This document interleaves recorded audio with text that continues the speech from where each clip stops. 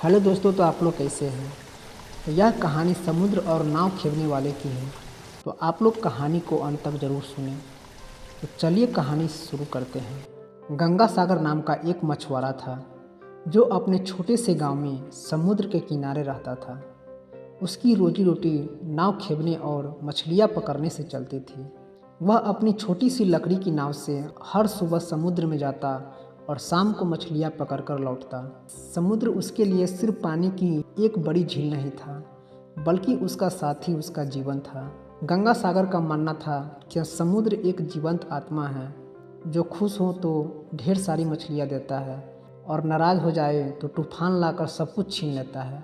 इसीलिए वह हमेशा समुद्र की पूजा करता और बड़ी श्रद्धा से उसे प्रार्थना करता कि वह दयालु बना रहे।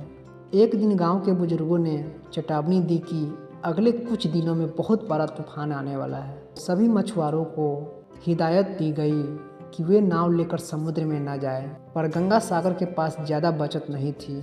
उसके पास जो पैसे थे वे बस 2-3 दिन के खाने के लिए काफ़ी थे। मछुआरा ने सोचा कि अगर मैंने आज मछली नहीं पकड़ी तो मेरे बच्चे भूखे रह जाएंगे। उसने सोचा और सभी को चेतावनी को नज़रअंदाज करके नाव लेकर समुद्र की ओर निकल पड़ा। शुरुआत में मौसम ठीक था, पानी शांत था और गंगा सागर को लगा कि उसने सही फैसला लिया है।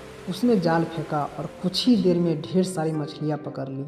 लेकिन तभी अचानक बादल घिर आए, तेज हवाएं चलने लगी और समुद्र की लहरें ऊंची उठने लगी। गंगा सागर समझ गया कि वह एक बड़ी मुसीबत में फंस गया है।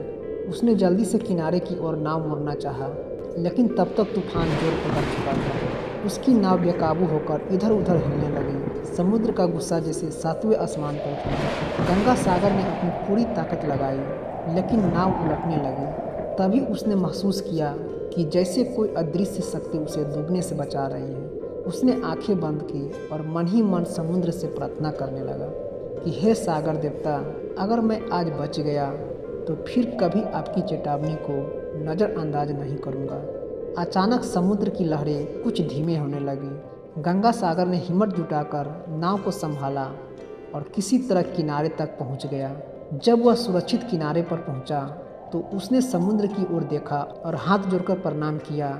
उस दिन के बाद गंगा सागर ने कभी भी लालच में आकर समुद्र की चेतावनी को अनदेखा नहीं किया। वह हमेशा प्रकृति के संकेतों को समझने लगा और उसी हिसाब से मछली पकड़ने जाता। तो दोस्तों, इस छोटी सी कहानी से यह सीख मिलती है कि हमें प्रकृति के नियमों का सम्मान करना चाहिए। लालच में आकर या अपनी जिद में हमें ऐसे फैसले नहीं लेना चाहिए जो हमें दूसरों को खतरे में डाल दे। समुद्र की तरह ही जीवन भी हमें संकेत देता है, बस हमें उन्हें समझने की ज़रूरत है। तो आप लोग का ये कहानी कैसी लगी तो आप लोग कमेंट में ज़रूर बताइएगा, और कहानी अच्छी लगी तो एक लाइक ज़रूर कीजिएगा और चैनल को सब्सक्राइब ज़रूर कीजिएगा। तो फिर मिलते हैं एक नेक्स्ट स्टोरी के साथ। तब तक के लिए आप सभी को हमारा स्टोरी सुनने के लिए आप सभी को दिल से बहुत बहुत धन्यवाद।